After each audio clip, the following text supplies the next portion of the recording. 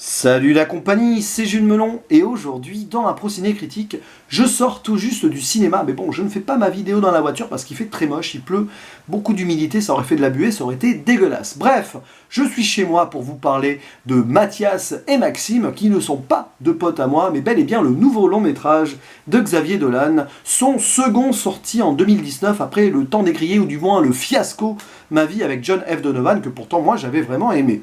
Et ceux qui suivent ma chaîne se sont rendus compte ces derniers jours que j'étais à fond dans la filmographie de Dolan, puisque j'ai découvert avec grand plaisir son Mommy, et avec un plaisir presque tout aussi grand d'ailleurs, Juste la fin du monde, il y a quelques jours. Et du coup ici, Mathias et Maxime, en fait, c'est un retour aux sources pour Xavier Dolan, qui revient donc avec des acteurs québécois, sauf un qui est anglophone, un phrasé québécois, un contexte québécois, après cette parenthèse internationale, qu'il a vécu avec plus ou moins de bonheur, parce que Juste la fin du monde, ok, même si là je crois qu'il y a eu des critiques pas évidentes, etc. Mais bon, vu tout ce qu'il y a eu autour de négatif, son dernier film hollywoodien, donc Ma vie avec John F. Donovan, je crois qu'il avait besoin ici de revenir un petit peu dans sa mère patrie, puisqu'il d'ailleurs, en plus de cela, comme au tout début de sa carrière, il joue l'un des rôles principaux du film, lui-même jouant Maxime, Mathias étant interprété par un certain, alors comment il s'appelle ce monsieur, Gabriel d'Almeida Freitas, que je ne connaissais pas et qui est visiblement un humoriste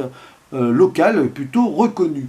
Et d'ailleurs, première chose à dire, c'est qu'il a décidé de réunir autour de lui des amis acteurs, afin de, on va dire, fusionner cette camaraderie dépeinte tout au long du métrage, puisque nous suivons un groupe de potes d'enfance, plus ou moins d'enfance, et surtout deux d'entre eux, Mathias et Maxime, qui vont avoir des doutes sur leur relation après un pari perdu lors d'une fête dans une maison de campagne, où ils ont dû jouer dans un court-métrage de la petite sœur d'un de leurs amis, et s'y rouler une belle, voilà, ce French kissé, quoi. Et il s'est passé quelque chose dans leur tête, voilà, et ensuite, donc, pendant toute la suite du film, leurs doutes, leur difficulté à communiquer sur ce plan-là, mais même au-delà, et donc ça se transforme plus ou moins en tragédie que Xavier Dolan maîtrise plutôt bien. Mais la question est, est-ce que j'ai aimé ce film autant que les trois autres? Ah, mystère. Alors, je ne sais pas, mais ce qui est sûr, c'est que je ne vais pas le mettre au niveau de Mommy, ni de Juste la fin du monde, et je vais expliquer mes raisons. Par contre, je vous le dis, j'ai quand même aimé ce Mathias et Maxime. Mais peut-être pas pour l'histoire principale. Mais est-ce un mal, après tout?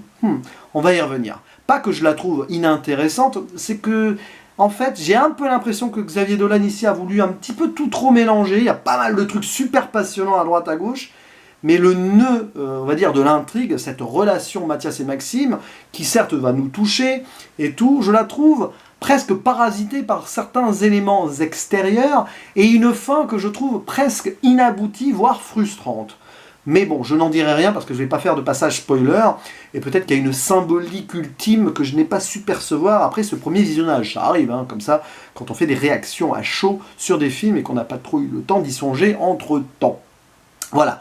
Mais par contre, il fait mouche ce Mathias et Maxime, pas forcément là où je l'attendais. C'est pour moi, donc si je compte bien, le quatrième film de Dolan que je vois, voilà, hein, j'ai un petit peu perdu le compte, et c'est clairement le plus drôle que j'ai vu. Oui, c'est l'humour qui m'a beaucoup plu dans ce film, parce que entre ses potes, forcément, il y a une certaine connivence, une complicité, il y a des petites blagues, machin, qui font vraiment leur effet. Voilà, et en plus, c'est des personnages qui sont plutôt bien écrits à ce niveau-là, même très secondaires. À un moment, on voit les trois mères de leurs potes, des potes en question, qui sont en mode commère et tout. Moi, j'ai trouvé ça assez fin. Et la petite sœur, du coup, qui fait son court-métrage en mode ah, mais des mots anglais, oh my god, au milieu, enfin, OMG, hein, voilà, hein, comme ça, avec un petit accent français en plein milieu, voilà, c'est l'artiste un petit peu incomprise, tu comprends, voilà, comme ça. Bref, c'est un personnage à la fois exécrable et totalement drôle. Et Dolan, là-dessus, il a réussi, voilà, surtout sur ses personnages secondaires, à nous insuffler quelque chose de cool. Et puis aussi sur certains dialogues. Et puis voilà, cette relation entre les potes qui s'amusent aussi. Et ouais, on voit que les acteurs se connaissent déjà. Quoi, c'est trop bien joué pour être réel. C'est de la réalité. C'est presque. Je suis persuadé qu'à certains moments, voilà, ils ont posé la caméra dans un coin. On le voit dans des séquences de fête. Et ils se sont filmés comme ça pendant des heures durant, et ils ont dérushé derrière, mais ils ont vraiment fait une soirée entre eux, quoi.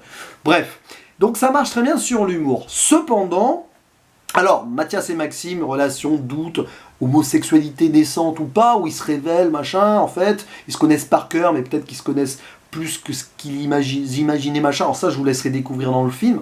C'est quand même très bien traité aussi, mais je vais pas en dire plus.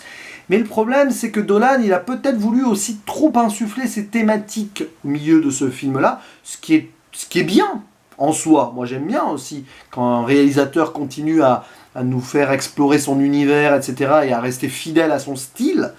Même si là, au niveau de la mise en scène, c'est quand même plus sobre, je trouve, c'est vraiment plus dans le réalisme des choses. Bref, là, par exemple, il y a un truc qui a été mis, qui est très touchant et fort d'ailleurs, mais qui est presque comme un cheveu sur la soupe et qui sonne artificiel dans l'ensemble du film. C'est la relation entre le personnage Maxime, donc joué par Xavier Dolan, et sa mère. Vous le savez, donc, enfin, certainement, si vous connaissez la filmographie de Dolan, il aime bien dépeindre les relations familiales et plus précisément entre la mère et le fils. Et ici, c'est presque, attention, hein, je dis presque, j'en sais rien, ça fait presque fan service de le voir ici ressortir Anne Norval de Mommy, de son premier film, où il a joué en plus le fils d'Anne Norval. Bref, Anne Norval, qui va jouer la mère, une mère ancienne toxico ou alcoolique, on ne sait pas trop, qui a clairement des problèmes psychologiques, qui déteste son fils, mais qui est un petit peu bipolaire, enfin on ne sait pas trop.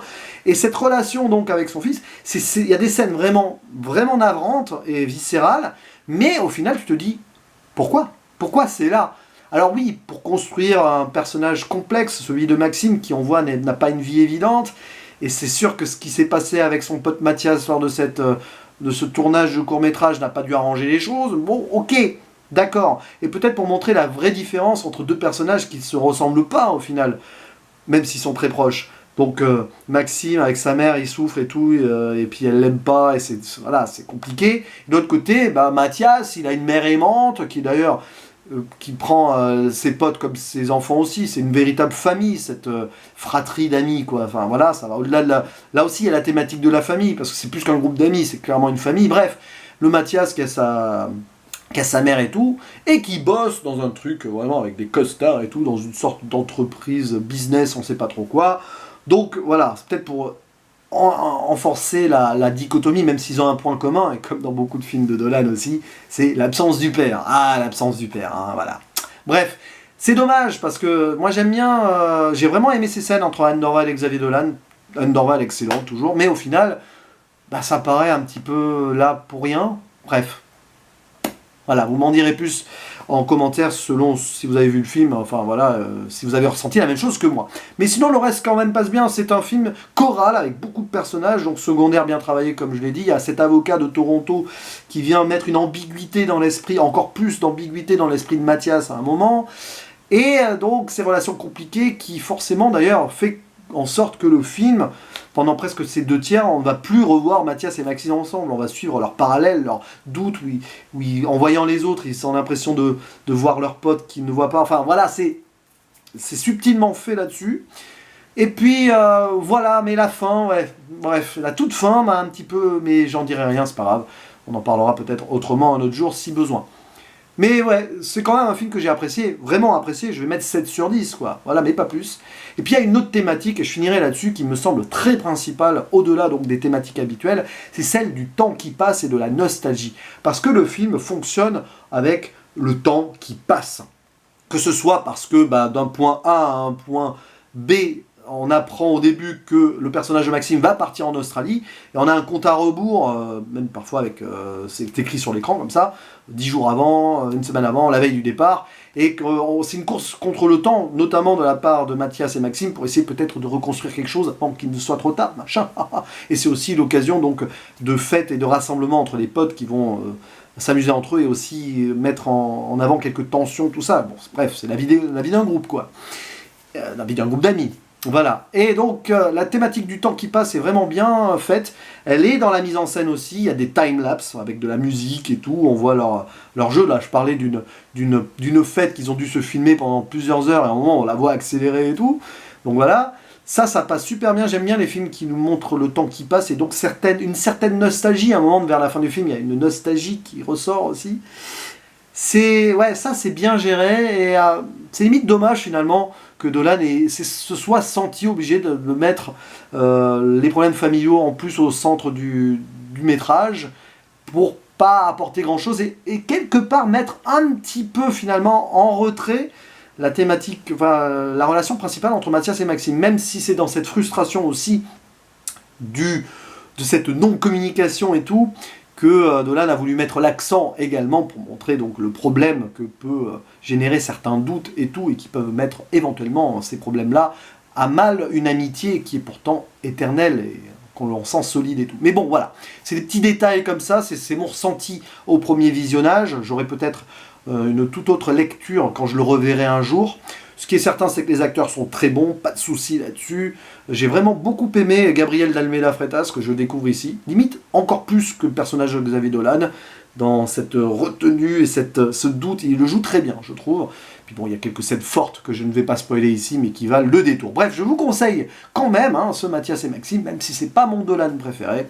Et je vous dis à la prochaine pour d'autres aventures et d'autres vidéos. Ciao, ciao.